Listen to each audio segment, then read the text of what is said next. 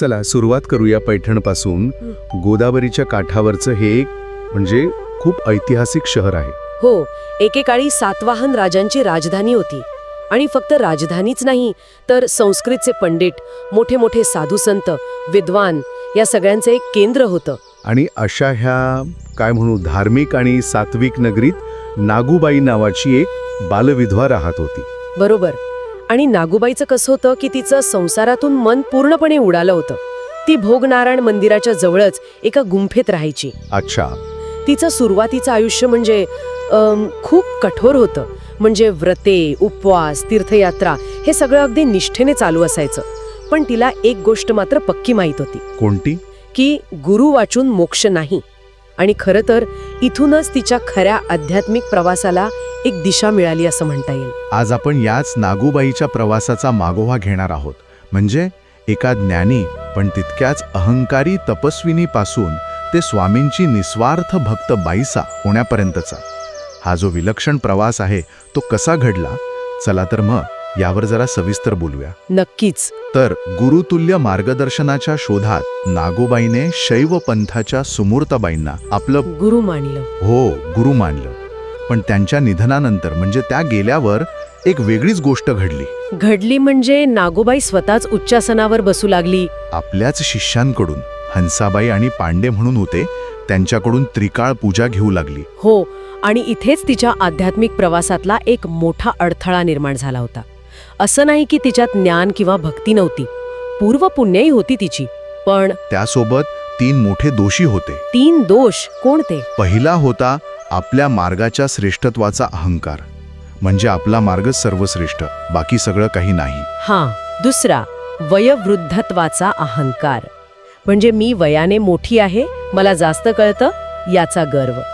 आणि तिसरा जो सगळ्यात मोठा होता तो म्हणजे तपवृद्धत्वाचा अहंकार. मी इतकी तपश्चर्या केली आहे याचा अभिमान. अगदी.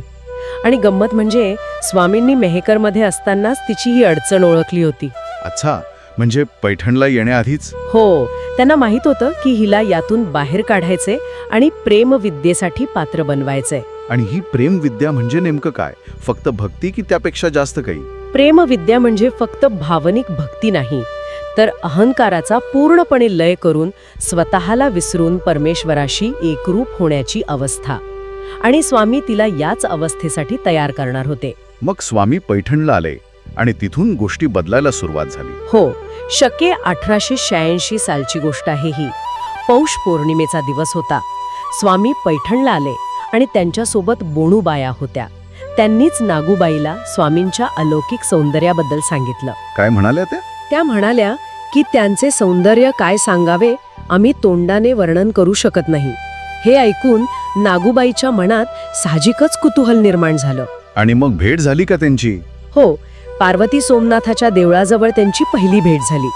नागूबाईंनी त्यांना विचारलं, आपण कुठून येता आहात? पण स्वामींनी काहीच उत्तर दिलं नाही. बोलले नाहीत? नाही. फक्त हाताने खुणा केल्या, मान हलवली. तेव्हाच तिला त्यांच्या वेगळेपणाची थोडी कल्पना आली असावी. ती त्यांना आपल्या गुंफेत घेऊन गेली. पण तिथे गेल्यावर जे घडलं त्यातून तिचा दृष्टिकोन स्पष्ट दिसतो. काय केलं तिने? तिने स्वामींना बसायला आसन नाही दिलं. मग चक्क पाय पुसण्याचं एक फाटकं रगड्ड दिलं. आणि जेवायला भोपळ्याच्या करवंटीत पाणी भात म्हणजे पाण्यात भिजवलेल्या वाळलेल्या भाकरीचे तुकडे. एक मिनिट. पाय पुसण्यावर बसायला दिलं हा अपमान होता की त्या काळात हे सामान्य होतं? म्हणजे तिच्या मनस्थितीबद्दल काय कळतं यातून? नाही. हा सरळ सरळ तिच्या अहंकाराचा आणि मर्यादित दृष्टिकोनाचा पुरावा होता. ती स्वामींना एक सामान्य फिरस्ता साधू समजत होती, परमेश्वर नाही. अच्छा. तिच्या मते ती स्वतः एक उच्च साधक होती. त्यामुळे या साधूला पाय पुसणं आणि साधनचं जेवण पुरेसं आहे अशी तिची भावना होती. तो तपवृद्धत्वाचा अहंकार इथे अगदी स्पष्ट दिसतो. म्हणजे अजूनही ती स्वामींना ओळखू शकली नव्हती? अजिबात नाही. मग काही दिवसांनी एक नाट्यमय घटना घडली. त्या बोणूबाया स्वामींना परत न्यायला आल्या. म्हणाल्या, मुनिदेवा चला चला, सांगात निघाला आहे. नागूबाईने त्यांना अडवण्याचा प्रयत्न केला पण त्या ऐकल्या नाहीत. स्वामी त्यांच्यासोबत पैठणच्या वेशीपर्यंत गेले सुद्धा. पण गंमत बघा, तिथूनच ते परत फिरले आणि पुन्हा नागूबाईच्या गुंफेत आले. जणू काही त्यांचं कार्य अजून बाकी होतं. आणि मग आला तो परिवर्तनाचा क्षण. प्रेम शक्तीचा संचार केला. हा एक खूप सूक्ष्म पण अत्यंत शक्तिशाली क्षण होता. हा क्षण किती विलक्षण आहे. म्हणजे एका दृष्टिक्षेपात अहंकार पूर्णपणे गळून पडला. यालाच खऱ्या अर्थाने गुरुकृपा म्हणायचं का? यालाच गुरुकृपा म्हणतात, शक्तिपात किंवा अनुग्रह म्हणतात. त्या एका क्षणात स्वामींच्या त्या एका नजरेने तिच्या आत साठलेला सगळा अहंकार वितळून गेला. आणि तिला काय दिसलं? तिला स्वामींमध्ये साक्षात परमेश्वराचं रूप दिसलं. तिच्या मनात पहिला विचार आला, हा परमेश्वर आणि मी जीव. मी किती पापिणी आहे. तिला आपल्या चुकीचा इतका तीव्र पश्चाताप झाला की तिने त्या आसनावरून अक्षरशः उडी मारली. आणि थेट स्वामींच्या पायावर, हो, तिने स्वामींच्या पायांवर लोटांगण घातलं आणि झालेल्या अपराधाची क्षमा मागितली. मग तिने स्वामींना उचलून आपल्या उच्चासनावर बसवलं आणि त्यांची मनोभावे पूजा केली. तो क्षण होता जेव्हा अहंकारी नागूबाई मेली आणि निस्वार्थ भक्त बाईसा जन्माला आली. आणि मग इथूनच देव आणि भक्ताच्या एका अतुलनीय नात्याची सुरुवात झाली. बरोबर. बाईसा झाल्यानंतर तिच्या आयुष्यात काय बदल झाला? म्हणजे तिची दिनचर्या कशी होती? अहो, तिचं संपूर्ण आयुष्यच बदलून गेलं. तिचं जगणंच आता स्वामींभोवते फिरू लागलं. सकाळच्या पूजेपासून ते रात्रीच्या शयमासनापर्यंत प्रत्येक गोष्टीत स्वामींना काय आवडेल, त्यांना कशाने सुख मिळेल, फक्त याचाच विचार. ती सेवा करत नव्हती, ती सेवा जगत होती. तिच्या भक्तीची तीव्रता दाखवणारा एखादा प्रसंग आहे का? अनेक आहेत, पण तिच्या भक्तीचा तो जो आवेग होता ना, तो आरतीच्या वेळी विशेषत्वाने दिसायचा. स्वामींची आरती करताना तिचं अंतःकरण इतकं गहिवरून यायचं की तिच्या शरीरावर अष्टसात्विक भाव प्रकट व्हायचे. अष्टसात्विक भाव म्हणजे नेमकं काय? म्हणजे भक्तीच्या परमोच्च अवस्थेत शरीरावर दिसणारी 8 लक्षणं, जसं की हात थरथर कापणं, अंगावर रोमांच उभे राहणं, डोळ्यांतून अश्रूंच्या धारा वाहणं, कंठ दाटून येणं. अच्छा. बायसांची अवस्था अशी व्हायची की तिच्या हातातली आरतीची थाळी थरथर कापायची. तिची ही अवस्था पाहून स्वामींना तिची काळजी वाटायची. मग ते इतरांना गमतीने म्हणायचे, वानरिया बायसाची हातीचे पालमांडे धरागा. वानरिया बाईसाची या हातीचे पालमांडे धरागा. म्हणजे अरे, बाईसाच्या हातातली आरतीची थाळी सांभाळा, नाहीतर ती पाडेल. किती सुंदर आहे हे. या एका वाक्यातून तिच्या भक्तीची तीव्रता आणि स्वामींचं तिच्यावरचं प्रेम दोन्ही दिसतं. अगदी. आणि हळूहळू ती केवळ एक भक्त राहिली नाही, तर संपूर्ण पंथाची माऊली बनली.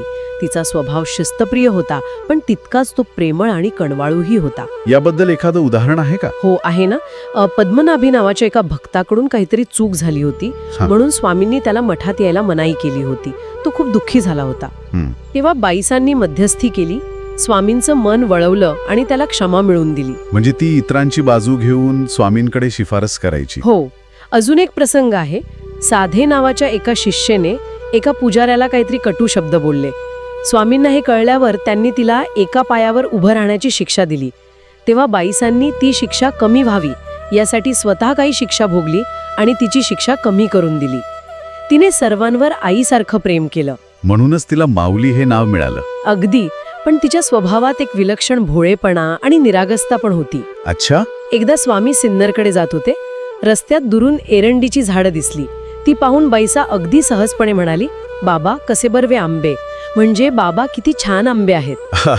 एरंडीच्या झाडांना तिने आंब्याची झाडं समजले. हो. जवळ गेल्यावर जेव्हा सत्य कळलं तेव्हा स्वामी इतरांना गमतीने म्हणाले, पहा हे बाईसाचे आंबे. हे ऐकून बाईसा शांत राहिली. या अशा लहान सहान प्रसंगांमधनं तिचं ते निरागस व्यक्तिमत्व समोर येतं. खरंय. आणि स्वामींनी भक्त आणि देवाच्या नात्याबद्दल एक दृष्टांत दिला होता ना, मासळीचा. हो, मासळीचा दृष्टांत. स्वामी म्हणायचे, ज्याप्रमाणे मासळी पाण्याशिवाय जगू शकत नाही, तळमळते, त्याचप्रमाणे खरा भक्त देवाशिवाय राहू शकत नाही. त्याला देवाचा क्षणभराचा वियोगही असह्य होतो. आणि बाईसाच्या बाबतीत तर हे अक्षरशः खरं होतं. तंतोतंत. ती स्वामींचा क्षणभरही वियोग सहन करू शकत नव्हती. एकदा नाशिकला असताना स्वामी काही कारणाने उदास झाले आणि देहत्याग करायच्या विचाराने गोदावरीच्या पाण्यात शिरले. अरे. ते पाहताच क्षणाचाही विचार न करता बाईसाही त्यांच्या मागे पाण्यात शिरली. तिचा तो आवेग पाहून स्वामींना परतावं लागलं. म्हणजे तिचा जीव पूर्णपणे स्वामींमध्ये अडकला होता. आणि याच अतूट भक्तीमुळे तिचा अंत झाला, ही गोष्ट खूपच दुःखद आहे. हो, अत्यंत करुण शेवट होता तो. झालं असं की देवगिरीचा प्रधान हेमाद्री स्वामींचा द्वेष करायचा. त्याने स्वामींना त्रास द्यायला काही सैनिक पाठवले होते. नागदेवाचार्यांनी त्यांना हुशारीने परतवून लावले. पण ही घटना घडली तेव्हा बाईसा तिथे नव्हती. ती आणि नाथोबा बाजारात गेले होते. आणि तिथेच घात झाला. हो, बाजारातून परतत असताना नावेत बसून गंगा ओलांडताना त्यांना तेच सैनिक भेटले. त्यांनी बाईसाला मुद्दाम चिडवण्यासाठी तुमच्या स्वामींचा वध झाला अशी खोटी बातमी सांगितली. अरे देवा, आणि स्वामींशिवाय जगण्याची कल्पनाच करू न शकणाऱ्या मायसाने तिने ती बातमी खरी मांडली. क्षणाभराचाही विचार नाही केला, खात्री नाही केली. तिच्यासाठी स्वामी हेच तिचं जग होतं, तिचं पाणी होतं. ते पाणीच नाहीसं झालं हे ऐकून त्या मासलीने जे केलं असतं तेच बाईसाने केलं. तिने गंगेच्या पात्रात उडी घेतली. हो, तिने क्षणाचाही विलंब न लावता गंगेच्या पात्रात उडी घेतली आणि देहात्याग केला. नावाडाने तिला वाचवण्यासाठी लगेच उडी घेतली, पण तिचा काहीच पत्ता लागला नाही. तिचं प्रेत कधीच कुणाला सापडलं नाही. शके 194च्या भाद्रपद महिन्यात त्या पवित्र माऊलीचा असा दुःखद अंत झाला. तर हा होता नागूबाईचा बाईसा होण्यापर्यंतचा प्रवास. म्हणजे आध्यात्मिक अभिमान आणि अहंकाराकडून निस्वार्थ सेवा आणि संपूर्ण समर्पणाकडे झालेली एक अविश्वसनीय वाटचाल. अगदी. आणि बायसनची कथा फक्त एका भक्ताची कहाणी नाहीये, तर ती भक्तीचं खरं स्वरूप काय असतं, साधकाच्या मार्गात अहंकाराचा अडथळा कसा येतो आणि गुरुकृपेने त्यावर कसा विजय मिळवता येतो याचा एक सखोल अभ्यास आहे. हेच बाईसा जीवनचरित्र आपल्याला शिकवतं. खरंय. जाता जाता एक विचार मनात येतोय. बाईसांना मिळालेली स्वामींच्या मृत्यूची बातमी खोटी होती. जर त्या क्षणी कोणीतरी येऊन त्यांना सत्य सांगितलं असतं तर त्यांच्या पुढच्या आयुष्याचं स्वरूप काय असतं?